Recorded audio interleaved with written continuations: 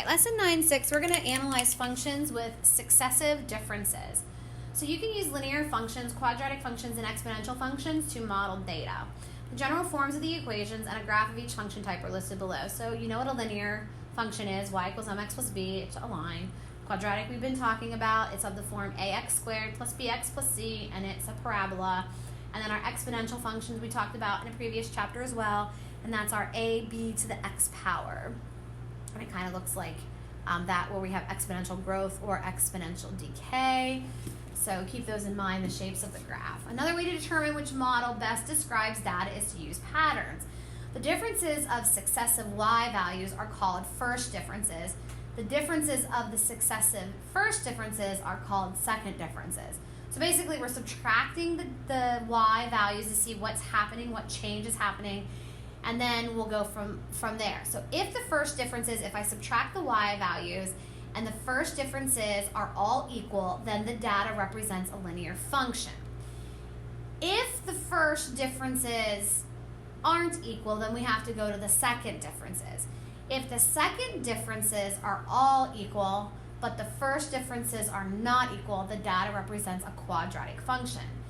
If the ratios of successive y values are all equal and r is not 1, the data represents an exponential function.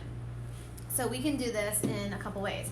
So here we have a table of, we have a bunch of ordered pairs. So what we can do is we can graph those ordered pairs. So -2, 5 would be right there. -1, 2, 0, 1, 1, 2, 2, 5.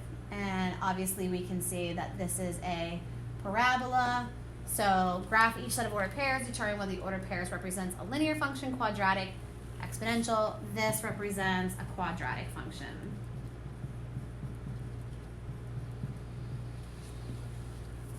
In the next one, so we can graph this, so -2 1/4, which is right about there. Can't get that to draw, there we go, right about there. -1 1/2, and then 0, 1, and then 1, 2, and then 2, 4. We can see that that's progressively getting larger. So that looks like that, which is exponential. Exponential. So we can graph that. And that's what you get. So that's pretty easy. Just graph them, see what you get. All right, for the next one, look for a pattern in each table of values to determine which kind of model best describes the data. So here's where those differences come into play. So we look at our y values, and I ask, what's happening? We're adding 5. From -3 to 2, we're adding 5. We're adding 5. We keep adding 5. So if I remember, if the differences of the successive y values are all equal, the data represents a linear function. So looking at this, they're all equal. This represents a linear function. And then in part B, we subtract 4, then we subtract 2, then we subtract 1, and then we subtract 1/2. That's looking kind of fishy here, but let's go to the second differences. Here we're going from -4 to -2, so we're adding 2. From there we're adding 1, and from there we're adding 1/2.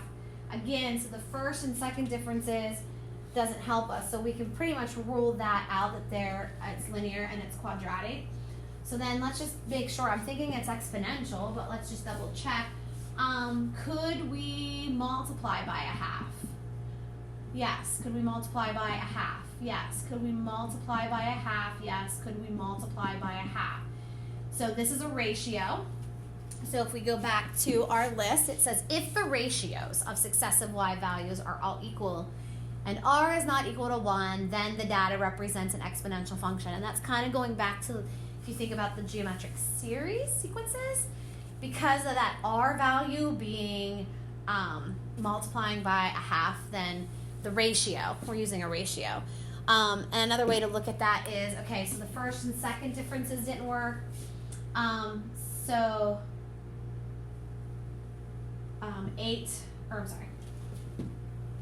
4 divided by 8 equals a half. 2 divided by 4 equals a half. 1 divided by 2 equals a half, so on and so forth. So that's what you get. So write equations. Once you find the model that best describes the data, you can write an equation for that function. And for a quadratic function, in this lesson, the equation will have the form y equals ax squared.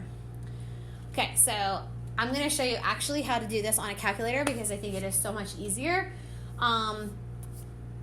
So what we do is we determine which kind of model best describes the data and then write an equation for that. So what I do is I look at this and I'm going from 32 to 18.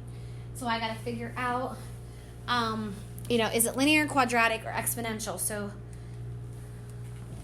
32 to 18, we are subtracting 14. If I subtract, then we're subtracting 10, then we're subtracting 6, then we're subtracting 2, so it's not linear. Here, what am I doing? I am adding 6, I am adding,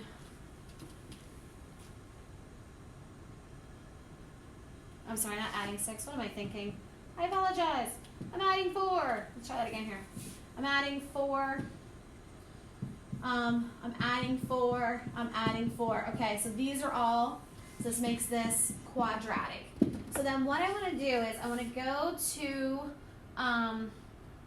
my calculator, and I just want to make sure I have all of these numbers here first. So -4, -3, -2, -1, and 0. I'll tell you why here in a second. Minus 3, minus 2, minus 1, minus 0. And then I need 32, 18, 8, 2, and 0. Okay, so if we go to our graphing calculator, and what I want to do is I want to go, we kind of did this before, I want to go to Stat, and I want to edit a table.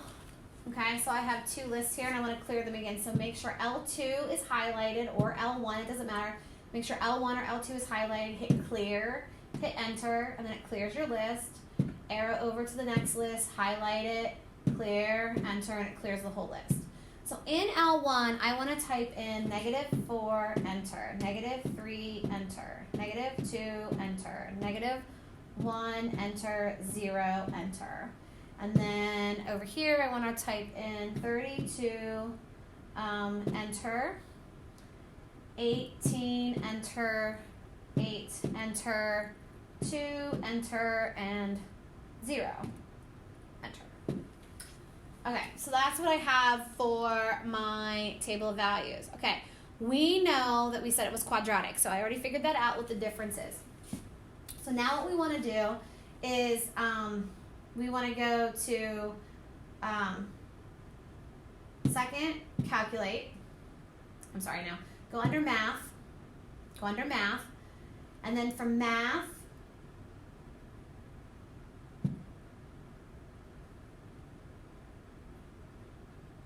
give me 1 second. Okay, so from your table, what you want to do is you want to go to Stat. That's where we want to go, to Stat, then to Calc. Okay, you have to go to the Stat because we're doing our stats. So Stat, Calc. From there, we said it was quadratic. So find quadratic regression, REG. So quad reg, number 5. So quadratic regression. Number 4 would be your linear regression, which would be your AX plus B, which is your linear equation. And then if you scroll down even further, it would be 0. Just want to show you real quick. Under here, 0, that's your exponential. So if you get an exponential function, that's where you want to go. So if we go to quad reg, number 5, hit enter. Now what it's going to ask you is, where do you want this data to come from? I have a list 1 where I have data, list 2. There's no frequency because we have them all in there, none are repeated. And then I just hit enter again, and then calculate is highlighted, so calculate. And then we get this. This tells me what my quadratic regression line is. So which is what they said. It's going to be of the form ax squared. You're not going to have a bx plus c. Later on we will. So we know what my a is, we know what my b is, we know what my c is. So the only thing I really have to worry about is that 2 for a. So then I come back here and I say, okay, y equals 2x squared, and there's my equation for that example. So we have a table here, and I notice that we're going up by 5, and then by 10, and then by 20, and then by 40, and if I look at that, I'm going up 5, 10, same thing again. So it's not linear because the first differences aren't equal. If I do the second differences, I get the same thing. So it's not a quadratic because the second differences are not equal. So that leaves me with exponential, but I want to double check. And if I times it by 2, times it by 2, times it by 2, it is exponential. So I know it's exponential.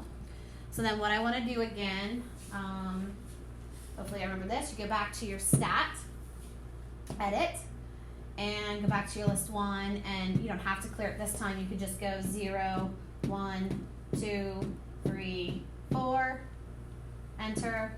So you have 0, 1, 2, 3, 4, arrow over, and then what you have for this one, it was 5, enter 10, enter 15, 20, no it wasn't, I'm sorry, it was going times it by 2. Let me come back here a second. Hit enter a second. Okay, so go back up here. It was 5, 10, then it was 20, then it was times 2 was 40, times 2 was 80. There we go. So 5, 10, 20, 40, 80. Those were our table of values. If I go to stat and I go to calc, remember I said it was down here under 0, so keep going, scroll down, or you could just press 0. Okay, so then 0 is my exponential equation, so I hit enter. Again, list 1, list 2 is where my data is stored. I just keep hitting enter until I get to my screen. So a times b to the power of x. So there's my a, there's my b, okay? So then what I do is a is 5, b is 2. I come back up here and I say, okay, y equals a, which was, a was 5. So 5, and then in parentheses 2, because I got to raise this 2 to the power of x. So I want to make sure that that's in parentheses. Now remember, ladies and gentlemen, it is not 5 times 2, and it's not 10 to the x. No, no, no, no, no, no, no, no. It is not that. Please don't write that for that. It's 5 times 2 to the power of x. We would have to evaluate that power first.